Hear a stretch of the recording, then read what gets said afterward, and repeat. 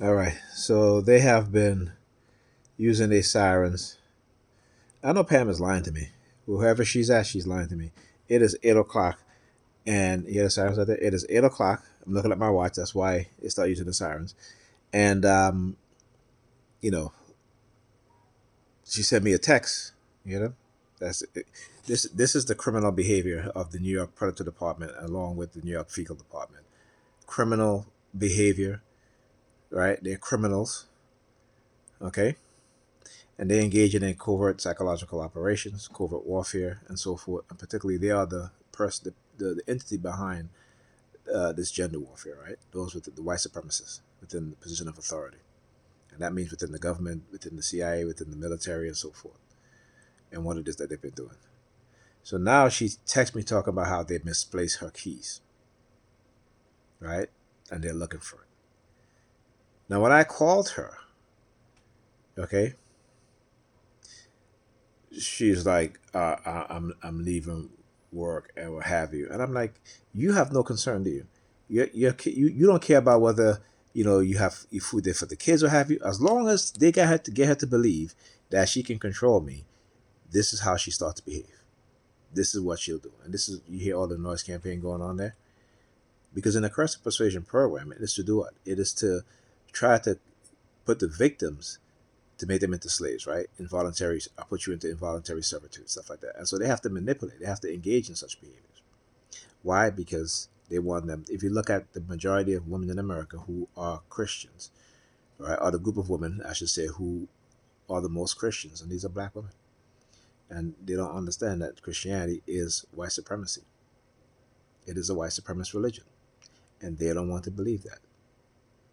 All right? They don't want to even know that. They seem to believe it. They believe it, but they don't want to know it. This is why they have a fraternity and a love of white people, particularly white men. And there's nothing wrong with loving people. But you can't continue to love people, continue to engage in destructive behavior against yourself and your people, which includes your children also. And you want to turn a blind eye and act as if because you got a job and you got a position that these things don't exist. That means that when they engage in racist behavior in your hospital or whatever your workplace is, you're going to remain silent because you want to keep your job. Not understanding that, maybe your son comes to visit you and he gets to be treated in a manner in which is destructive to his mind or to even his life. Or your father, or your brother, or your sister. See, Negropeans in certain positions fail to understand and fail to look at the bigger picture because they can't.